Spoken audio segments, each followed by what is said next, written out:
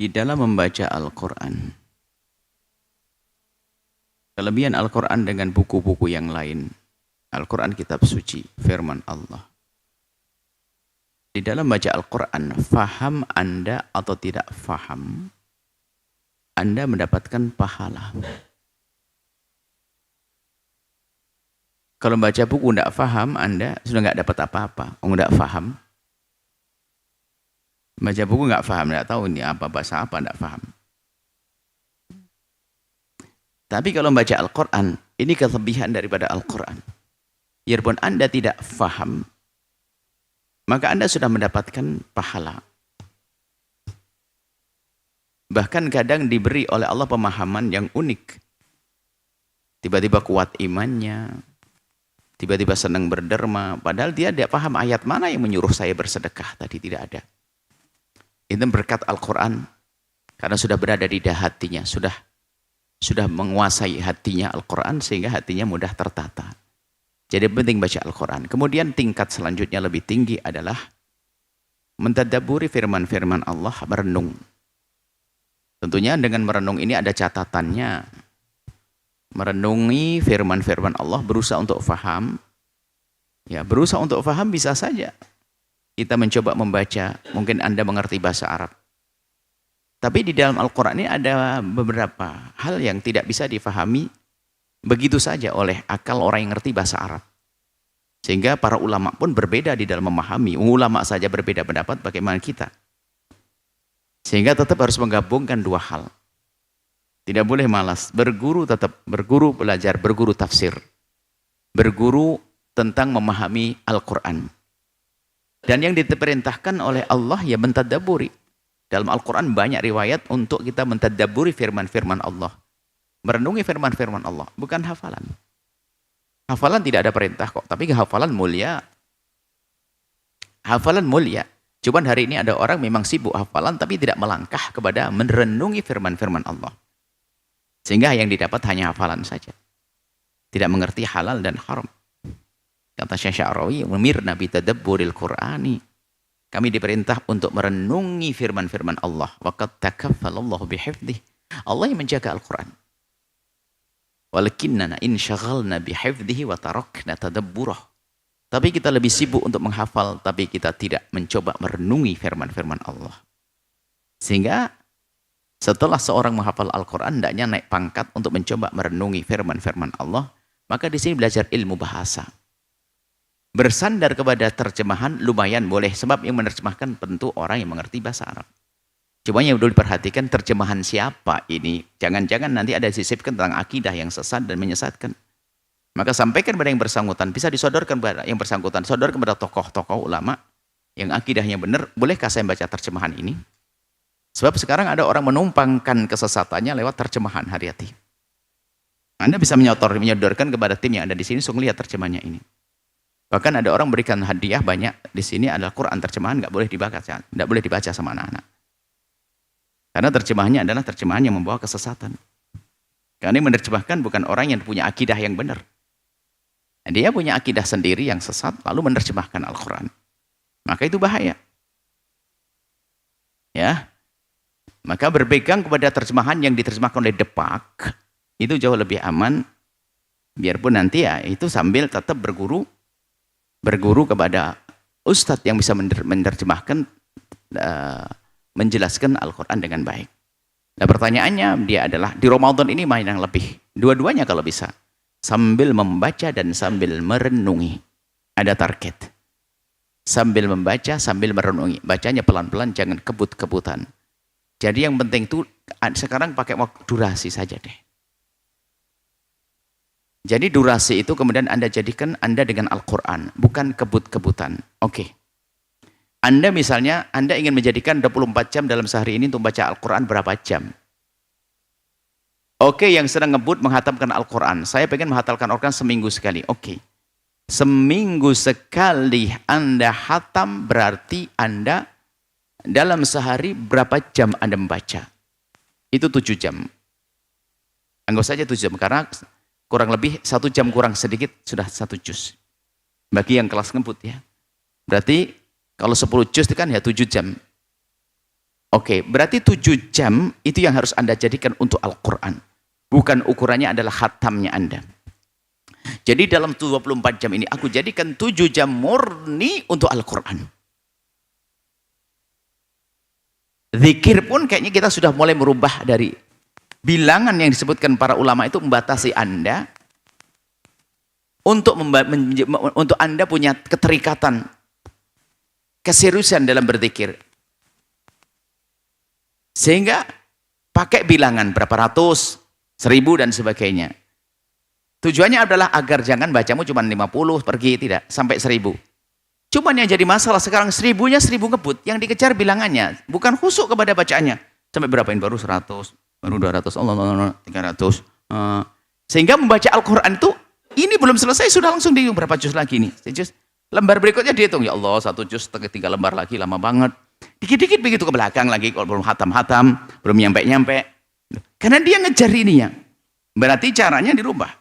3 jam yang Anda biasakan jadikan untuk Al-Quran, sekarang aku tetap jadikan Al-Quran. Cuman bedanya, membacaku lebih pelan, biarpun nanti hatamnya berubah. Lebih pelan, saya barengi dengan renungan. Nah begitu. Karena apa? 7 jam itu Anda dengan Al-Quran. Jangan sampai nanti berubah. Ya sudahlah. Jamnya dikurangi. Saya pengen dulu waktu baca Quran pelan-pelan, sehari bisa 10 jam untuk Al-Quran. Tapi sekarang mulai lebih cepat, jadi 5 jam. Percepatan. Ini adalah yang model hari ini adalah mentang-mentang targetnya adalah hataman. Saya target Ramadan ini hatam 4 kali deh. Biasanya 4 kali itu dibagi dengan cakep. 7 hari sekali. 7 hari sekali. Pas di Ramadan akhir 7 hari masih 4 kan. Cuman sekarang dia sudah mulai pinter baca, akhirnya sudah, pokoknya target saya 4 kali. 4 kali yang diborong di awal, dipercepat, ngebut. Nanti saya mau nongkrong deh, jualan kayak apa. Sehingga 4 kali hatam itu sudah diselesaikan dalam waktu 15 hari. Selebihnya Pak, kan saya sudah 4 kali hataman. Nah ini adalah mundur dia, merosot. Jadi sekarang per hari saja deh. Berapa jam Anda bersolat kepada Nabi? Dan Anda pastikan, jadi Anda tidak pakai, nggak akan terganggu dengan bilangan dan hitungan apa lembar-lembar itu. Pokoknya jam 7, jam habis sholat subuh, pastikan aku akan keluar jam 7 pagi. Bismillah, bacanya tenang, merenungnya juga tenang. Itu pahalanya jauh lebih gede dong daripada kebut gitu. Nah, ini Anda membaca sholawat 1000 kali, berapa menit itu? Anggap saja 1000 kali adalah 1 jam. Oke. Sekarang sudah ada, jangan hilangkan bilangannya, 1 jamnya akan aku jadikan patokan untuk berselawat. Dimanapun aku berada. Allahumma sholli, pelan lebih menghadirkan baginda Nabi. Mungkin kalau dihitung hanya 250. Cuman kan bukan hitungan lagi yang Anda pikirkan. Anda dengan Nabi selama 1 jam. Ini hitungan ini kadang-kadang coba aja. Mungkin Anda punya pengalaman. Ya, kita juga punya pengalaman kan. Dulu kan 5.000. Baru 1.000.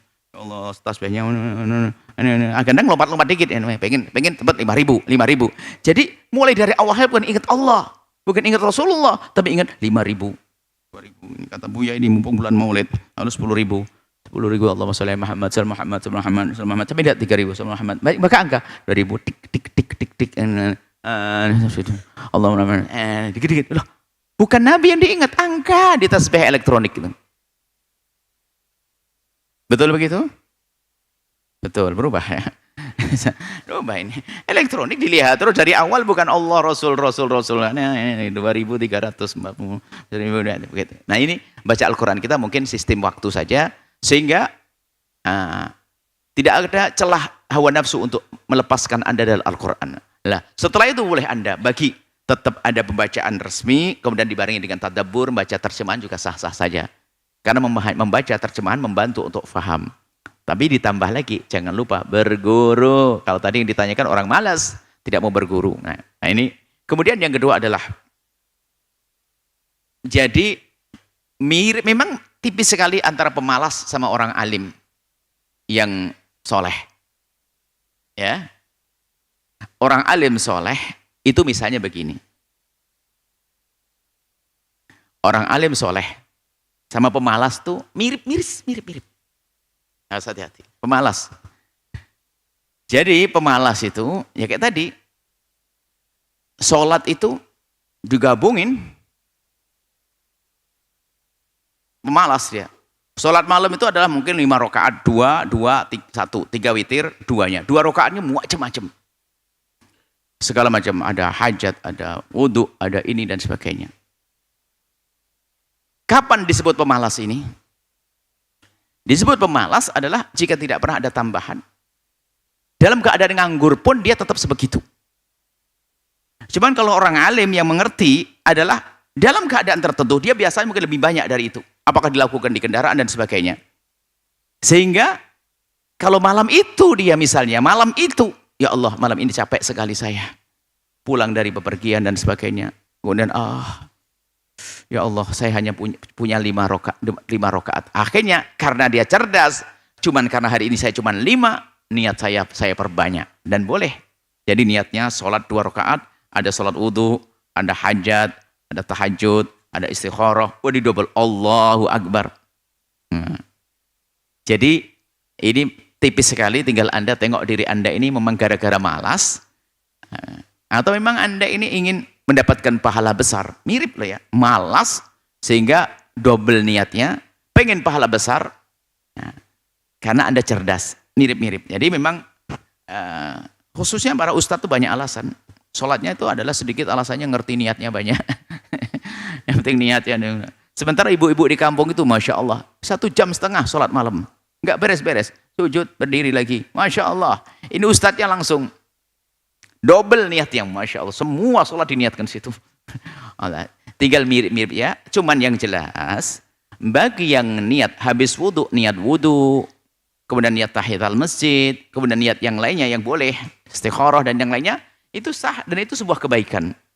Yang penting tidak boleh menjadi sebab kemerosotan. Maksudnya kemerosotan ini Bu.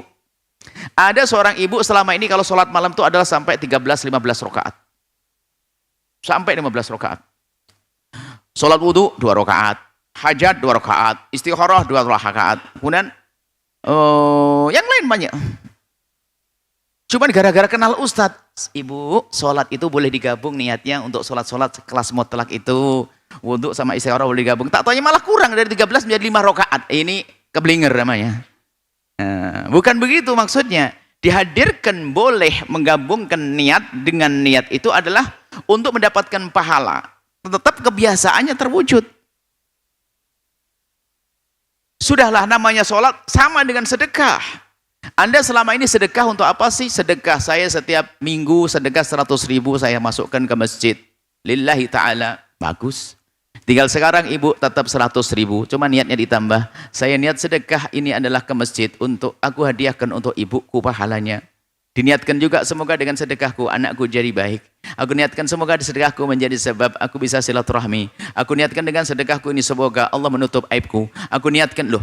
Tiap 100.000 tetap. Bukan dikurangi 10.000 niatnya banyak. Kan katanya Buya semakin banyak niatnya akan lebih gede pahalanya. Lebih baik biar aku kurangi angkanya tapi niatnya aku berbanyak. Dari 100.000 menjadi 10.000 tapi niatnya banyak. Keblinger ya. Lu bisa jadi begitu. Karena apa? Sudah ngerti niatnya. Bayangkan. Saya niat 100.000 tapi 10.000 dengan niat 10 kan kayak 100.000. Niat 10.000 sedekah niatnya 10.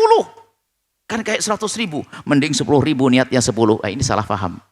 Ya, itu saja insya Allah. Bagus, yang jelas tidak boleh kita jelekkan orang yang pengen membaca terjemahannya. Jangan disalahkan juga. Akan tapi yuk kita tingkatkan sambil belajar kepada guru. Yang menggabungkan sholat-sholat sunnah seperti itu, ya sah, bagus. Akan tapi ada aturannya. Sholat fardu nggak boleh digabung dengan sholat yang lainnya. Sholat sunnah, ba'diyah, qabliyah tidak boleh digabung dengan sholat yang lainnya. Yang boleh yang sekelas mutlak Bu, wudu, istikharah, tahiyatul masjid dan sebagainya itu boleh digabungkan dalam satu niat. Ya, ada itu kalau kembali kepada pelajaran sholat sunnah yang pernah kami hadirkan di situ kami rinci. Tentunya tidak kami hadirkan di sini. Wallahu a'lam bishawab. Baik Bu ya, selanjutnya dapat tadi ada apa tadi memegang Quran terjemah malas wudu atau malas ada malas wudu. Malas wudu.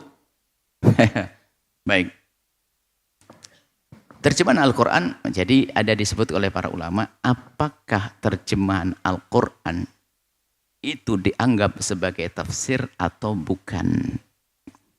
Jika Al-Quran dibarengkan dengan tafsir, tafsir itu adalah segala kalimat yang disusun untuk menjelaskan Al-Quran.